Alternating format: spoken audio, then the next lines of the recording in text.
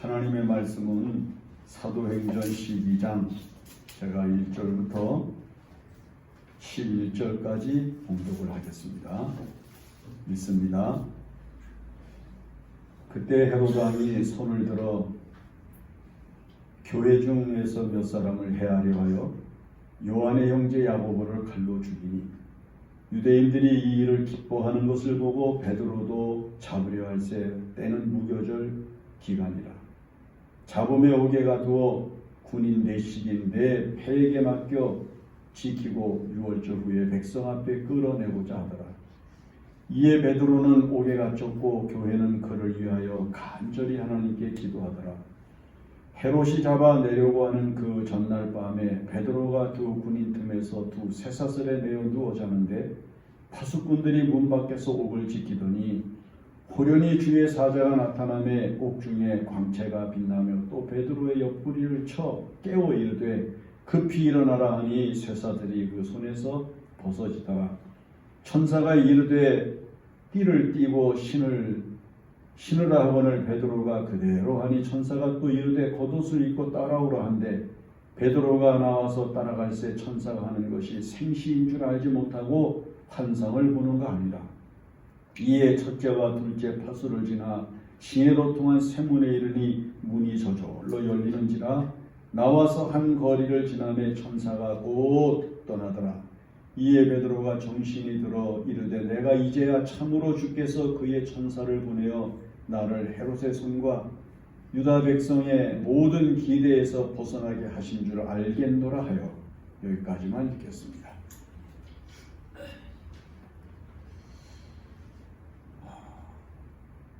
우리나라 사람들이 쓴 시들이 많이 있지만 어느 한 분의 쓴 시가 머리에 떠오릅니다. 시 내용이 뭐냐면 이런 시입니다. 해가 이제 서산으로 넘어가는데 이제 나는 죽을 날을 앞에 두고 있다. 그런데 해가 떨어지고 이 밤이 지나면 나는 이제 죽게 될 터인데 나의 혼은 그러면 오늘 밤 어느 곳에서 쉬고 잠을 잘 수가 있을까? 이런 시예요. 우리나라 사람들이 기독교가 들어오기 이전에 지은 시니까 뭐 영혼의 문제 또는 구원의 문제, 영생의 문제, 천국의 문제 이런 것들에 대해서 전혀 알지 못하던 때였지만은 사람이 죽게 되면 그 다음에 내 영혼이 어떻게 될까 하는 고민은 있었던 것이고요. 그리고 그 죽음 앞에서 아무리 자기가 섬기던 왕을 위하여 죽음을 택하고 그걸 정의로 여기고 충을 위하여 목숨을 버리는 지경이 있었어도 여전히 죽음 앞에서는 두렵고 그리고 잠을 이룰 수 없는 긴 밤을 지내야만 했다고 하는 이야기입니다. 이 세상에 죽음 앞에 대범할 수 있고 죽음 앞에서 걱정과 근심과 두려움부터 벗어난 평안을 가지고 그 밤을 지나면서 죽음의 밤을 지나면서 평안하게 그 죽음을 맞이할 수 있는 사람들이 과연 이 땅에 얼마나 있겠습니까? 여러분 사실 우리는 지금 이렇게 건강한 모습으로 교회에 왔고 그리고 여기에서 지금 예배를 드리고 있지만은 사실 우리는 다 지금 죽음 앞에 있는 사람들입니다. 이 세상 모든 사람이 다 지금 죽음 앞에 있습니다. 나이가 어린 사람이나 나이가 많은 사람이나 건강한 사람이나 약한 사람이나 부유한 사람이나 가난한 사람이나 상관없이 모든 사람들이 전부 죽음 앞에 있습니다. 제가 목회를 하는 도중에 어느 분은 자동차를 택시를 운전하시는 분이었는데 연락이 왔어요. 이분은 운전하는 도중에 자동차 안에서 돌아가신 거예요. 여러분 갑자기 그렇게 생명이 거두어지는 일을 겪으신 분이 있어요. 또 어떤 분은 이분은 이제 뭐 공사장에서 이렇게 일을 하시는 분이니까 주로 이제 집 근처에서 이제 일들을 많이 했어요. 그러니까 이분이 밖에서 일을 하다가 늘 특별한 경우가 아니면 집에 와서 자기 아내가 차려주는 점심을 먹고 그리고 이제 정해진 시간을 맞춰서 가곤 그랬어요. 어느 날 집에 들어와서 점심을 먹고 그 다음에 잠시 자리에 누워서 나 있다가 1시쯤 깨우죠. 그리고 잠을 잤는데 1시쯤 깨우러 들어가 보니까 벌써 숨이 끊어져서 죽은 거예요. 저는 태어나서 하루도 되지 못해서 죽은 아이로부터 제가 참 많은 사람들을 장례를 했거든요. 그 중에는 정말 우리가 생각하기에 너무나도 허무하고 허망하게 생명을 잃은 사람들이 너무나 많았다는 겁니다. 여러분, 그렇다고 해서 우리가 이 세상을 살면서 나는 언제쯤 죽을 줄 알고 살면 좋겠다 이렇게 생각하는 사람들이 있는 것 같은데, 설문을 조사한 사람이 쓴 글을 봤더니 사람들에게 물어봤대요. 언제 죽는지 알고 사는 것이 좋으냐 나쁘냐 물어봤더니 75%가 몰라야지 알면 못 산다. 25%는 알면 좋겠다 그랬대요. 근데 75%는 그건 몰라야 된다고 그랬다고 해요. 그거 알면 퍼뜩퍼뜩 생각나는 그 죽음의 시간, 죽음의 날짜가 얼마나 그에게 공포의 시간이 되는지 알 수가 없다는 거죠. 사람이 세상을 살면서 다 죽을 줄 알고 살아요. 지금도 이제 전부 죽음 앞에 있는 사람들인데, 우리나라 사람들이 약 1년이면 30여만 명이 죽는데 30여만 명이나 되는 사람이 매 죽어가는 거예요. 태어나는 사람이 그 수를 채우지 못하면 인구의 수가 줄어드는 것이고, 그 수가 넘어가면 인구의 수가 늘어나는 거예요. 자살을 하는 사람, 병으로 죽는 사람, 사고로 죽는 사람, 폭력으로 죽는 사람, 다양한 죽음을 통해서 우리 대한민국에서만도 30여만 명이나 생명을 잃고 1년에 죽어간다고 하니까 이 죽음이 결코 남다른 죽음이 아닌 것입니다. 다 지금 죽음 앞에 있는 거예요. 내 생명을 끝내는 북소리가 언제 들릴지 알 수 없는 긴박한 순간순간을 우리가 지금 살고 있습니다. 이렇게 생각을 해보면 인간이라고 하는 게 얼마나 허망하고 인간이 얼마나 무지입니까? 자, 그런데 이 세상을 살면서 어떤 사람들은 이 죽음 때문에 항상 공포에 질려 있는 거예요. 항상 걱정하고 근심하고 염려하면서 살아가요. 그러나 어떤 사람들은 대범하죠. 대부분 이 죽음의 문제를 초월하는 사람들이 종교인들인데, 종교인들 가운데도 그리스도인들이 대부분 죽음에 대하여 별로 그렇게 큰 문제로 삼지 아니하고 대범하게 받아들이고 당연하게 받아들이고 그것을 지극히 당연한 하나님의 섭리로 받아들이고 있는 믿음을 가지고 있는 것을 볼 수가 있습니다. 오히려 김알란 박사 같은 사람은 세상을 떠날 때 장송곡을 부르지 말라 그렇게 이야기를 했다고 해요. 영국의 유명한 메이어라고 하는 목사님이 세상을 떠나서 교회에서 수많은 성도들이 모여서 장례식을 예배를 인도를 하는데 예배가 진행이 되고 있는데 이제 모든 예배가 다 끝나고 이제 장례 운구가 나가야 되는데 반주자가 오르간을 켭니다. 근데 모두가 다 우리가 잘 아는 장례식에서 부르는 찬송가를 부를 줄 알았는데 이 연주가가 어떤 찬송을 불렀는가 하니 메시아의 할렐루야를 연주를 한 거예요. 얼마나 웅장하게 할렐루야를 켰는지 거의 장례식에 참석했던 사람들이 모두가 환희에 찬 얼굴로 장례식을 마칠 수가 있었다고 합니다. 자, 이 세상을 살아가면서 살다가 하나님 앞에 돌아갈 때 우리들이 어떤 모습과 어떠한 자세로 돌아가야 될 것인가가 매우 중요한 거예요. 여러분들은 어떤 미래를 생각해 봅니까? 지금 죽음 하면 걱정이 되고 근심스럽고 두렵고 공포스러운 마음이 여러분들이 일어납니까? 아니면 담담히 하나님의 나라를 바라보면서 소망을 가지고 살아갑니까? 저는 오늘 우리가 읽은 이 본문의 말씀을 사도행전 중에서 제일 좋아해요.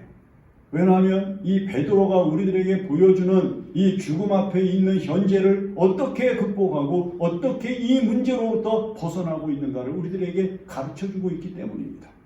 자, 당시 헤롯 왕이 이제 번성하고 있는 그리스도인들의 행동과 그리스도인들의 생활에 대하여 적의를 가지고 그들을 어찌하든지 말살하려고 하는 유대인들의 집단적인 행동을 동조하면서 제일 먼저 요한의 형제 야고보를 칼로 죽였습니다. 첫 번째 순교자가 나온 거예요. 사람들이 보니까, 이 헤롯 왕이 보니까 사람들이 야고보가 죽은 것을 보고 기뻐하는 거예요. 여러분, 우리는 좋은 사람이 죽어도 슬프고, 우리는 기쁜 사람, 악한 사람이 죽어도 참 안타까운 마음을 가지고, 씁쓸한 마음을 가지고, 동정하는 마음을 갖잖아요. 근데, 아니, 지금 다른 것도 아니고 종교적인 문제로 죽는 야고보를 보면서 유대인들이 기뻐하는 것을 보면서 여러분, 이 헤롯이 베드로도 잡아들였다는 거예요. 여러분, 세상은요, 그리스도인들이 죽는 것, 그리스도인들이 받는 박해와 핍박, 그리스도인들의 예수 그리스도 때문에 죽어가고 있는 현실에 대하여 결코 동정을 갖지 않습니다. 이것을 지극히 당연하게 여기고 오히려 이것이 저들의 마음을 기쁘게 하는 것이라는 것을 알게 합니다. 베드로가 잡혔습니다. 저가 무슨 힘이 있겠습니까? 감옥에 들어가 있습니다. 군사가 4명씩인 4패가 16명이 이 베드로를 에워싸고 지금 감옥을 지키고 있습니다. 왜요? 사람들이 이 베드로를 구해갈까 봐. 기독교인들이 이 베드로를 구출해서 탈취할까 봐 군사로 지키고 있습니다. 그리고 이제 6월절이 지나면은 이 베드로를 이제 죽이려고 하는 날짜를 잡았는데 그 전날 밤 베드로가 지금 감옥에 있습니다. 아, 이젠 죽는데, 내일이면 내가 죽는데. 아마 그런 생각을 하면은 얼마나 참담하고 그리고 얼마나 씁쓸하고 그 다음에 얼마나 후에 막급인 일들이 있었겠습니까? 그런데 베드로를 보십시오. 평안히 잠들어 있습니다. 이제 죽는데 죽음 앞에서 잠을 자고 있는 거예요. 이 사건이 어떻게 일어나는, 이런 일이 어떻게 일어날 수가 있는가 하면은 오순절날 성령 받은 이후에 베드로 전과 베드로 후로 나누어지는 거예요. 오순절날 성령을 받은 이후에 그의 마음속에 임하신 성령의 영광이 이 베드로의 마음을 사로잡고 그의 능력이 되자 그는 두려움을 이길 수 있었습니다. 그는 고통과 괴로움을 극복할 수 있었습니다. 그는 사람들에게 의하여 받는 핍박을 지극히 당연한 것으로 여겼고 그것이 영광스러운 것이라고 하는 것을 알게 되었습니다. 오히려 예수 그리스도 때문에 맞고 예수 그리스도 때문에 당하는 것과 그리고 예수 때문에 죽는다는 것, 이건 행복한 것이고 이것은 마땅한 것이라고 여기게 되었습니다. 지금 베드로는 감옥에 갇혀 있으면서 그리고 누워 있으면서 그는 지금 평안히 잠이 들어 있습니다. 오히려 그를 지키는 사람들이 눈뜨고 지키고 있는 거예요. 여러분, 그리스도인들에게 있어서 가장 큰 특징이 뭐냐 그러면 사람들은 예수 그리스도를 믿고 교회를 다니면서 하나님께 복을 받으면 환경이 변한다고 생각을 해요. 그렇지 않아요. 성령을 받으면 환경이 변하는 게 아니라 자신이 변해요. 어떤 자신을? 두려움을 떨쳐버리고 근심을 이겨왔네. 그리고 걱정으로부터 벗어나 모든 괴로움으로부터 자유한 마음으로 마음을 다스리면서 평안을 가지는 것을 볼 수가 있어요. 제가 목회를 하면서 그리스도인들에게서 느낀 것이 바로 이것이에요. 환경은 하나도 변한 것이 없어요. 아니, 오히려 환경은 예수를 믿기 전보다 훨씬 나빠진 사람들도 있어요. 직업의 변화가 왔죠. 경제적인 문제의 변화가 왔죠. 가족 간의 변화가 왔죠. 그런데 오히려 마음은 평안하고 얼굴에는 늘 미소가 있고요. 감사하는 빛이 충만한 사람들의 모습을 얼마든지 볼 수가 있었어요. 예수 믿는 사람에게 있어서 성령 안에서 사는 가장 큰 특징은요, 평안한 거예요. 두려움이 없어요. 걱정 안 해요. 불평하지 않아요. 원망하지 않습니다. 뭐 하나님이 알아서 하시겠지. 하나님의 뜻이지. 다 이렇게 생각을 하면서 담담히 자기에게 주어지는 고난을 받아들여요. 그리고 그것을 하나님이 주시는 은혜로 여기고 그것을 당연한 것으로 여깁니다. 그래서 마음이 평안한 거예요. 그래서 내일이면 이제 끌려나가서 순교를 하고 죽는 것인데 잠을 잘 수가 있는 거예요. 깊이 잠들어 있는 거예요. 전체를 읽어보면은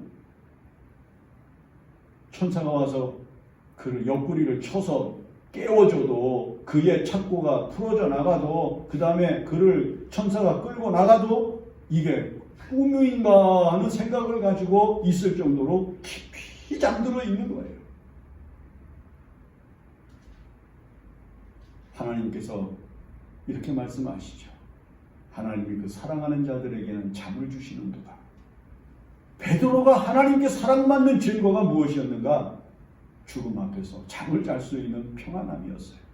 오늘 여러분 지금 이 세상이 얼마나 어지럽습니까? 얼마나 혼란스럽습니까? 얼마나 두려운 일들이 많아집니까? 점점 증폭되고 있는 이 세계 대전의 기운들, 그리고 세계 각국이 가지고 있는 여러 가지 폭력적인 문제들이 오늘 우리의 영혼과 마음을 힘들게 하고 있지만은 우리는 결코 평안을 뺏길 수가 없다는 것입니다.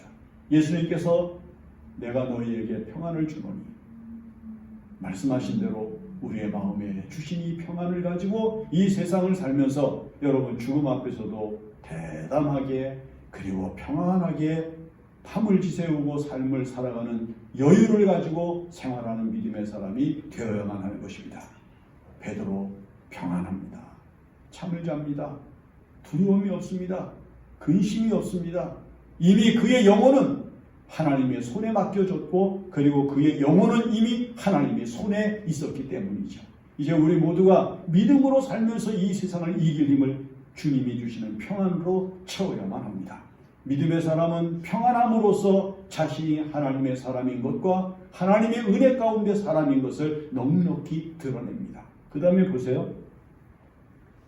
자기 힘으로는 도저히 항거할 수 없고 벗어날 수 없는 사슬로부터 자유함을 얻습니다. 여러분, 인간의 힘이요 얼마나 약합니까? 결박을 당한 이 사슬 그리고 그 몸을 얼매고 있는 모든 쇠사슬을 자기 힘으로는 벗어날 수가 없는데 천사가 와서 그의 옆구리를 쳐서 치면서 그에게 일어나라고 그러면서 그에게 은혜를 베풀 때 그의 손에 그의 발에 채워져 있었던 모든 쇠사슬이 다 끊어져 나가고 끌어져 나가는 놀라운 은혜를 얻은 거예요. 얼런더스라고 하는 목사님이 쓴 그 병상생활, 찬송생활의 본능이라고 하는 책이 있거든요. 거기 이런 얘기가 있어요. 미국에 그 군에 입대를 해서 어느 부대에 이제 배속이 됐는가 하면은 공수부대에 배속이 돼서 그래서 이제 비행기를 타고 이제 낙하산을 타고 뛰어내리는 이제 그런 훈련을 이제 시기마다 이렇게 하는데 한 번은 한 병사가 이제 비행기를 타고 낙하산을 가지고 이제 뛰어내리게 되었습니다. 그런데 그 병사는 참 믿음으로 바르게 사는 청년이었다고 그래요. 그리고 그 청년은 항상 자기 고모하고 항상 고모가 아주 신앙이 좋았기 때문에 그 조카를 그렇게 끔찍이 사랑하고 그리고 그를 늘 돌보아 줬다고 그래요. 그래서 군에 간 다음에도 늘 그 고모에게 서신을 보내고 그 다음에 편지를 받으면서 교통을 했다고 그래요.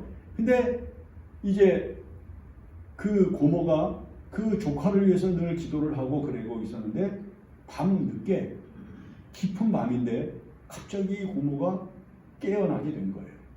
근데 갑자기 그 마음속에서 강렬하게 성령께서 지시하시는 어떤 음성을 들어요. 내 조카를 위해서 기도해라. 걔를 위해서 기도해라. 그래서 이 고모가 무슨 일인지 알 수 없지만 불안한 마음이 있어서 하나님 앞에 간절히 기도를 하기 시작을 했어요. 그런데 바로 그 시간이 그 조카가 비행기를 타고 야간에 바다에 이제 물리고 강으로 낙산을 타고 투하되는 이제 그런 훈련이었다고 해요. 그런데 이제 조카가 비행기에서 낙하산을 메고 뛰어내렸는데 낙하산 줄이 안 풀린 거예요. 보조 낙하산 줄을 잡아당겼는데도 이것도 풀리지를 않아서 그대로 그 강물에 빠져 들어간 거예요. 그 20km 이상 되는 군장을 다 하고 낙하산까지 메고 그 저기 물속으로 빠져들었으니까 암만 수영을 잘한다고 해도 도저히 벗어날 방법이 없는 거예요. 그런데 이 청년이 늘 고모님이 기도하면서 하시던 것을 늘 기억 속에 가지고 있었어요. 다른 소리가 하나도 그 입에서 나온 것이 아니고 주여라고 하는 소리 한마디가 그의 입에서 아주 정말 찰나지간에 강렬하게 터져나왔다고 해요. 주여라고 하는 한마디가 물속으로 빠져들어가면서 터져나왔는데 갑자기 놀라운 기적이 일어난 거예요. 그의 몸에 붙어 있었던 모든 군장이, 낙하산이 다 떨어져 나가는, 누가 마치 잡아서 뜯듯이 떨어져 나가는 그런 기적을 경험하게 돼서 살아난 거예요. 그래서 이 군인이, 청년 군인이 이제 구조를 받은 다음에 그 다음에 날이 밝아서 자기 고모한테 편지를 쓴 거예요. 제가 이러이러한 일을 경험했다고. 그랬더니 고모가 회신을 보냈는데 뭐라 그러는 거니? 그날 밤 성령께서 나에게 너를 위하여 간절히 기도하게 하셨다. 그렇게 이제 회답이 오고 갔다는 거예요. 자, 여러분, 우리가 이 세상을 살아가면서 벗어나지 못하는 쇠사슬에 얼매인 채로 꼼짝을 못하고 사는 사람들이 얼마나 많아요? 마약에 얼매인 사람, 도박에 얼매인 사람, 뭐 잘못된 노름에 도박 걸린 사람들, 얼마나 많은 잘못된 습관에 얼매여가지고 꼼짝을 못하고 벗어나지 못한 채 죽음 앞에 있는 인생이 너무나 많은데, 하나님께서 거룩한 성령으로 역사하시고 거룩한 능력으로 그를 사로잡아 구원을 나타내시면 벗어난다고 말이에요. 자유를 얻는다고 말이에요. 평안을 얻게 된다고 말이에요. 우리가 지금 하나님 앞에 받아야 되는 건 내 힘으로 끊을 수 있는 능력을 배우고 익히는 것이 아니라 하나님께서 나를 도우시고 나를 사로잡고 있는 모든 악한 것들로부터 자유케 하시는 하나님의 은혜가 나타나는 성령의 역사가 임해야 한다는 거예요. 성령 충만하세요. 그러면 여러분들이 벗어날 수 없었던 것들로부터 벗어나는 놀라운 은혜를 경험하게 됩니다.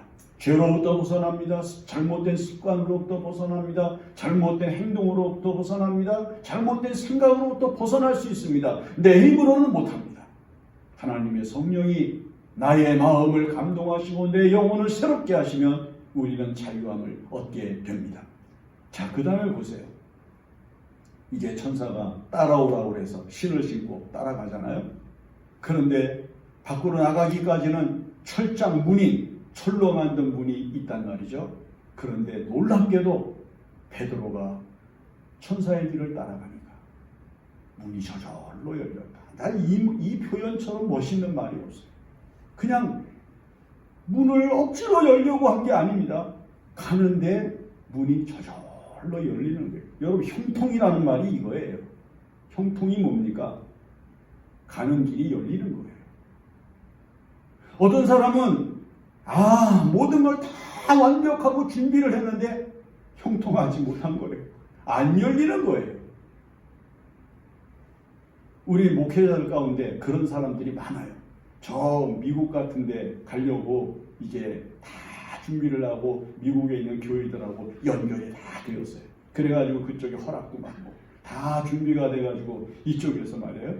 사임도 하고 그 다음에 뭐 다 이제 정리를 해가지고 집도 정리하고 다 정리해가지고 미국에서 대사관에서 비자만 나오면 이제 가게 되는 건데 비자가